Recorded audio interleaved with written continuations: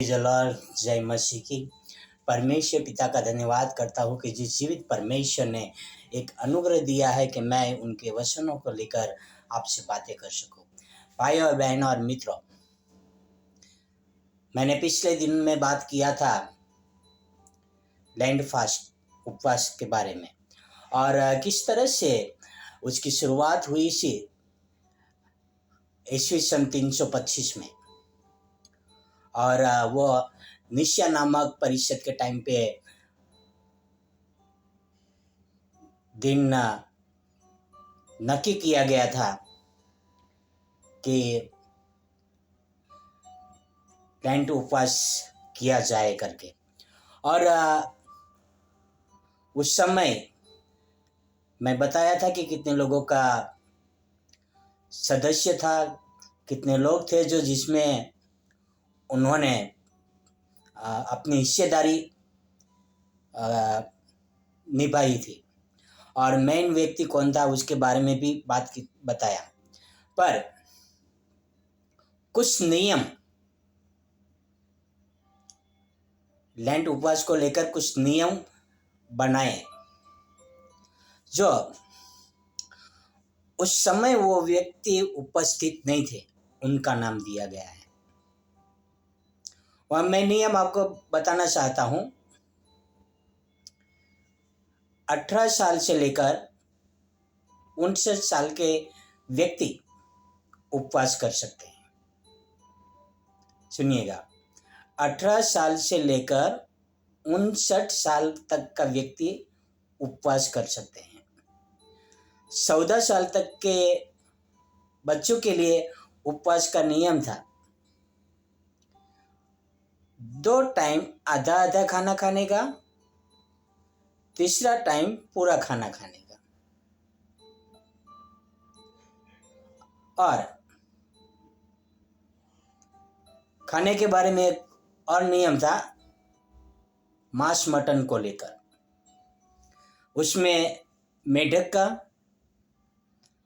कछुआ का और मगरमच्छ का मांस खा सकते हैं, ऐसा वो नियम में लिखा गया है। मेरा नियम नहीं है, वो लैंड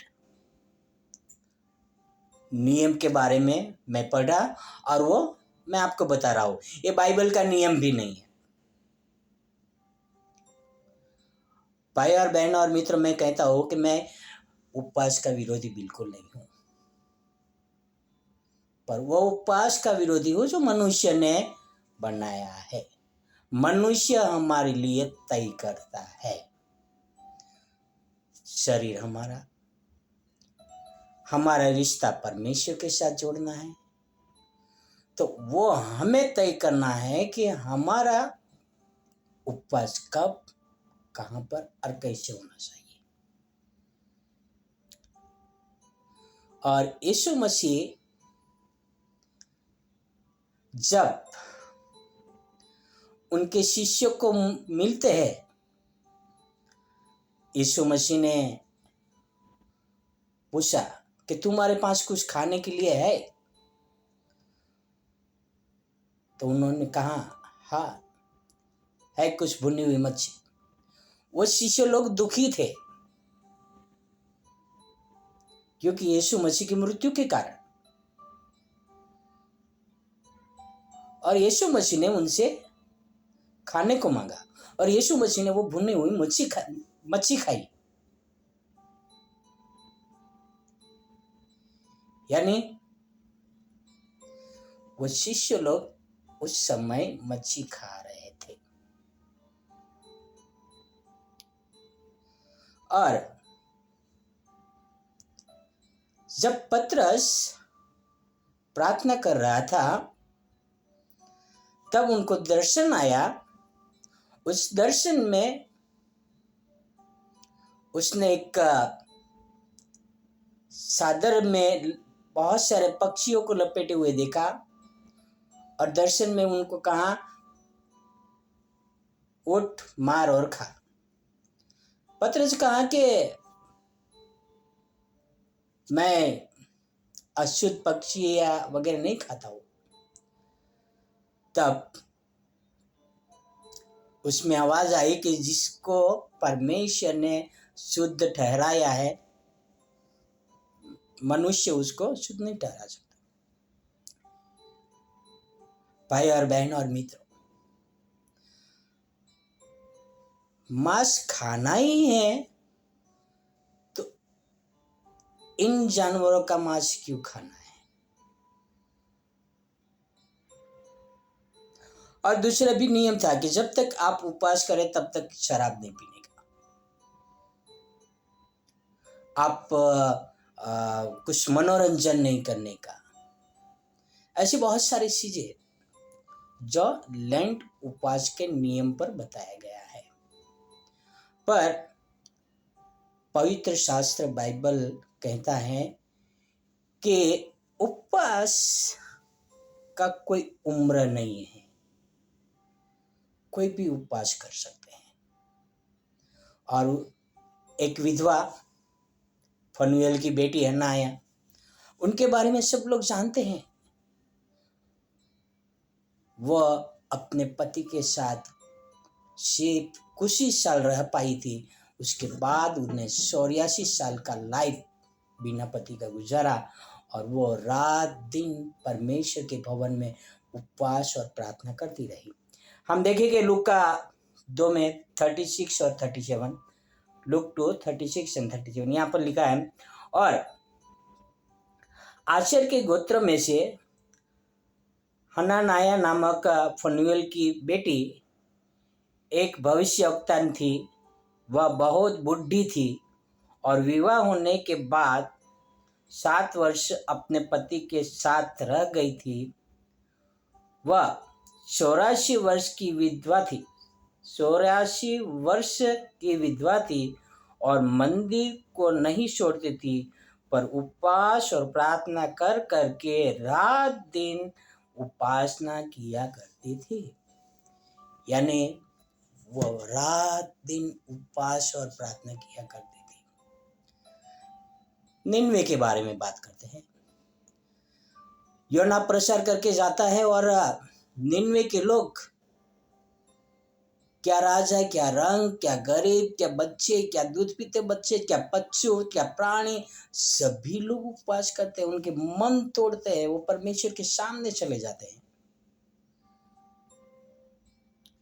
तो उपवास का कोई ऐसा नियम नहीं है कि आप इस लेंट के 40 दिन में उपवास करें करके, और ऐसा कोई एज लिमिट नहीं है, कोई खाने का लिमिट नहीं है। क्या आप ये खाओ, आप वो खाओ, आप ये नहीं खा सकते, आप ये नहीं पी सकते हैं। और नाम किसका बताया गया, ये नियम किसने बनाया करके बताया? मैं जब वो खोज रहा था, जीसस क्राइस्ट का ब्लड वाइज जुड़ यानी यहूदा, जिन्होंने ये नियम बनाया, जो कि ये लैंड फास्टिंग शुरू हुआ 325 में। लैंड फास्टिंग शुरू हुआ, लैंड उपवास शुरू हुआ 325 में, और यहूदा जो जुड़ कहलाते हैं, पॉप जुड़ कहलाते हैं, वो हो गया 1st सेंचुरी में। वो हो गया 1st सेंचुरी में, और उनका नाम बता रहा है 3री सेंचुरी में 325 के उसका नियम था कि इस उम्र के लोग उपवास कर सकते हैं, जो कि उसकी किताब में उपवास के बारे में कोई जिक्र ही नहीं किया गया। भाई और बहनों और मित्रों, बहुत सी बातें भली है, पर उस भली बातों को हमें हमारे जीवन में ग्रहण करना चाहिए। पर जो बुरी बातें है, जो अंधश्रद्धा है, जो मान्यता है, वो मान्यता हमें दूर करके आगे बढ़ना चाहिए। और झूठ क्या है और सही क्या है, उसको हम देखना चाहिए। तो पवित्र शास्त्र में कोई ऐसा नियम नहीं लिखाया गया कि आपको कब उपवास करना है, कहाँ उपवास करना है, कैसे उपवास करना है, क्योंकि परमेश्वर टूटे हुए मन से, सही दिल से उपवास चाहते हैं। और मैं आपको ये बार बार बता रहा हूँ कि यीशु मसीह ने जो उपवास किया था वो बपतिस्मा के तुरंत ही किया था, वो क्रूस पर जाने से पहले नहीं किया था। तो आपको ये ढूंढना होगा कि यीशु मसीह ने बपतिस्मा के बाद उपवास क्यों किया। मैं आपको भी पूछ रहा हूँ, क्या आपने बपतिस्मा के दिन उपवास किया था? क्या आपको याद है आपका बपतिस्मा दिन? आपने बपतिस्मा क्यों लिया वो आपको याद है? कि आप भी अंधभक्त हो। अब हम अंधभक्त न बने, पर पवित्र शास्त्र के नियम को हम पढ़े और उसके अनुसार चले। आओ हम एक प्रार्थना करें।